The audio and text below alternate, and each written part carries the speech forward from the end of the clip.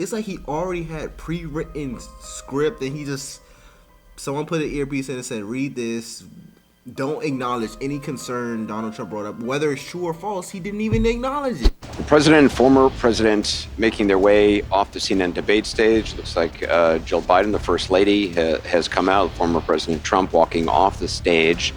The first debate of the 2024 campaign and the earliest presidential debate ever now in the books and in front of the voters. Tonight, along with Aaron Burnett, the first word on what those voters might make of it from our political professionals, from our CNN Flash poll and swing state focus group.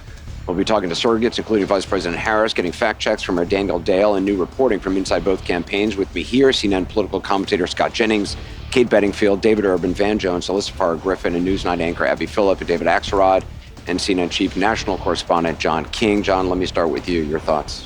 Anderson, this was a game-changing debate in the sense that right now, as we speak, there is a deep, a wide, and a very aggressive panic in the Democratic Party. It started minutes into the debate, and it continues right now. It involves party strategists, it involves elected officials, it involves fundraisers. And they're having conversations about the president's performance, which they think was dismal, which they think will hurt other people down the party in the ticket, and they're having conversations about what they should do about it. Some of those conversations include, should we go to the White House and ask the president to step aside? Other of the conversations are about, should prominent Democrats go public? And you know what's crazy? This is sad, bro. This is sad because this was right after the debate, like minutes following. So these are real, raw opinions. And if you were watching the debate, you know what they're talking about. Whether or not you support Biden or you don't support Biden, and as Gen Z, literally our biggest concern is, can he physically even be president for another 4 years? When I hear him, when I hear him speak, I just wonder, are you okay? Do you need some water? Do you need some assistance? It's like he was about to pass out on the stage, and I don't mean this with any disrespect towards the president, but it's like he was not there mentally. It was literally like someone else was controlling his brain, and he was just reading off a script, something, I don't know. But he was stumbling on words. He didn't know what he wanted to say. He knew what he wanted to say, but he would forget it. He was speaking real slow. It was bad. It was really bad. I was kind of worried about him. Like, are you sure you want to do this? But anyways, let's continue. With that call, because they feel this debate was so terrible. They do say in moments in the debate later, the president got better and got his footing, but then at the end, even his closing statement was a little halting. The contrast between the two candidates. Let me be clear. None of them, and a lot of Republicans, don't think Donald Trump had a great night. Donald Trump broke the fact-check machine more than I can count tonight. That will be on the record as we go forward. He refused to answer some very specific and direct questions about his conduct, about January 6th and what all.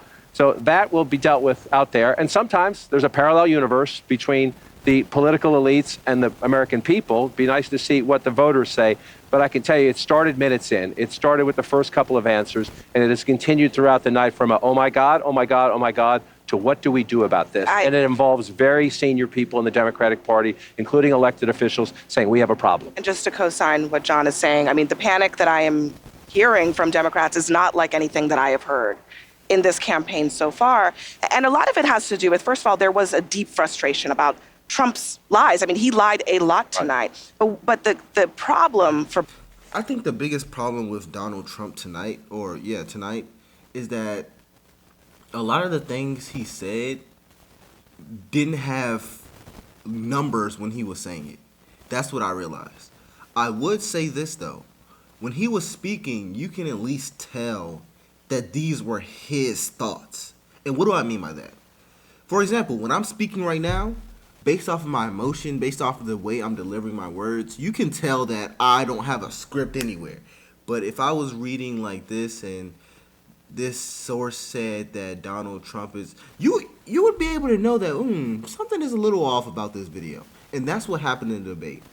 Although Donald Trump may not have been as factual in terms of bringing up statistic after statistic and script play after script play, he was speaking from things that he actually did or actually remembered in his brain.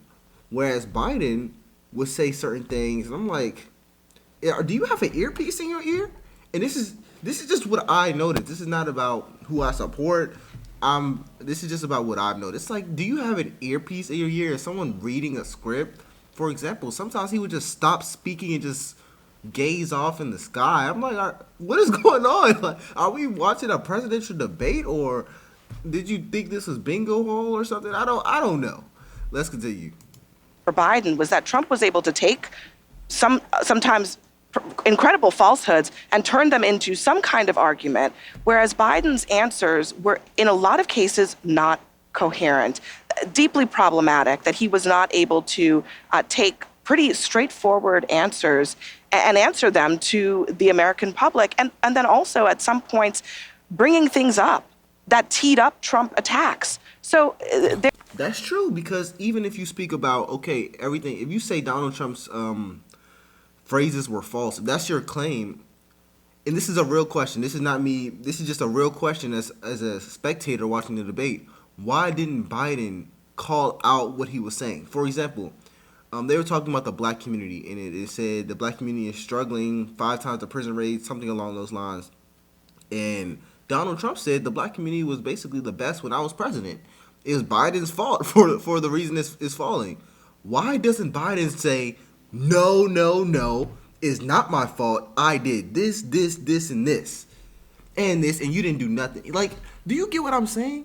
It's like he wasn't there to debate.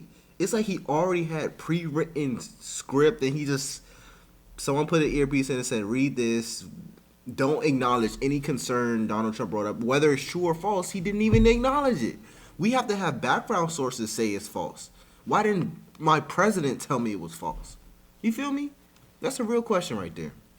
There's a real concern here tonight that there's been some real damage done that cannot be undone. Biden solidified the perception among voters, but especially among his base. They were hoping that tonight would be a game changer.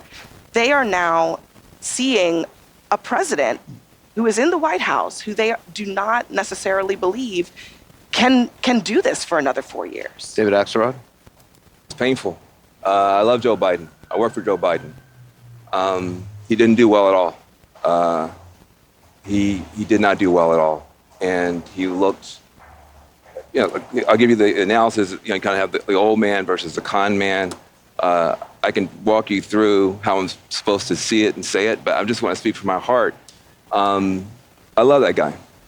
That's a good man. He loves his country. He's doing the best that he can. But he had a test. I'm sorry, bro. I cannot side with you on that. I cannot side with you. And that's saying he doesn't love the country. I'm sure he does. And I'm sure he's, anyways. He was not coherent on that stage. Point blank period. He was not coherent on that stage. I'm Gen Z. I'm fresh out of undergraduate college. I'm obviously physically young. But my thing is, our biggest concern, and we've had this concern for years, Gen Z, we do not want someone who is too old to represent our country. Not necessarily too old. You can be older, but when you're not coherent, when it seems like you can't even speak, you need to retire. And this is what I see, bro. And as a young generation, it's very frustrating when we're watching someone who claims they love our country refuse to do what's best for our country. You can barely even speak. You can barely even speak, and you refuse to say, you know what, maybe it's time for me to step down. How can I respect that? That you think that's best for our country? How that's best for him? That's not best for me. You can't even talk. I'm a little worried, honestly. I'm worried that something's gonna happen to him when he's a president, because are you gonna make it through a 4-year term? That's not best for our country, bro. I'm sorry, it's not. To meet tonight to restore confidence of the country and of the base, and he failed to do that. And I think there's a lot of people who are going to want to see him consider taking a different course now. We're still far from our convention, and there is time for this party to figure out a different way forward if he will allow us to do that. But that was not what we needed from Joe Biden, and it's personally painful for a lot of people. It's not just panic, it's pain for what we saw tonight. And if I may just add to that, I think Joe Biden lost in the first 3 minutes. I think a lot of voters probably tuned out, and millions of people are having conversations with their families, with their friends, of if the president is up to the task and if he should step aside. And I'm someone who believes the former president is a threat to democracy. I think he is a threat to the America as we know it. He wants to fundamentally change our institutions. He has laid out what his plan is. I am not confident that that is the man to take him on. You cannot tell me democracy is on the line and then give that performance tonight. If, based on that, in 18 weeks, Donald Trump will be the president-elect. That's what I'm saying, bro. You have this big narrative, and one of the biggest narratives I hear is that if Donald Trump wins the presidency, America will be on the line. Like, we will not. They're basically implying that we will not survive as a country. But then, rather than, and this is a real concern, let's say you're the Democratic Party, rather than you sending your number one candidate who is just basically coherent. I'm not even talking about policies. Can you actually physically debate him? Like, can you really get on the stage and just speak without looking like you're about to doze off? Rather than you sending someone like that, literally anyone else, you say no. We're gonna send President Joe Biden again. He can't really talk, but who cares? What? The least you can do is make it to the start line? I can't believe this. This is crazy. The people doing focus groups tonight, and we'll see if our dial group with Laura Coates confirms this, say that Biden actually scores pretty well on the issues when he's talking about the substance. And Trump's numbers went down both because he was ducking questions, he was lying about some things, and he was refusing to answer. And some of it was the tone. They don't like it. So when you see that, when you see sort of the statistics, you're going to look at like, oh, that's a mixed bag. But to Vance's point about the president's performance, that's what caused the panic. So the question is, and my question actually is, what happens? Because it's a great political strength of Joe Biden is his resilience and his stubbornness. It's also sometimes a blind spot because he is so stubborn. It's going to be very hard to someone, and I don't know who it is, who could go to Joe Biden and say, you need to do this, number one. And the question is, again, like, I'm just telling you, to Abby's point, I've been doing this for 30-something years, going on 40 years, and I have never, ever had what happened on this thing tonight happen in the middle of a debate. It started early, and it continued. And to Van's point, Van made a very important point. These are people who love Joe Biden, who credit Joe Biden for kicking Donald Trump out of the White House. They're Democrats. The Democratic Party is a very diverse party. It fights about a lot of things. It has generational issues. It's had regional issues and everything else. The thing that unites the Democratic Party is trying to keep Donald Trump from getting back into the White House. And that's the problem. The Democratic Party is obsessed. They are borderline obsessed with Donald Trump. And they are so obsessed with watching him fail. They'd rather watch him fail than watch our country succeed.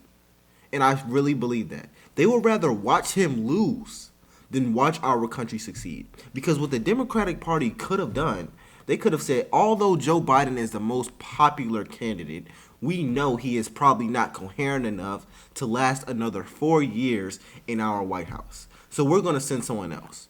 Even though the other person may not be as popular as Donald Trump, we have to send someone else because we know this is a critical threat if this man gets back in office. If that's what you really think, that's what I would say.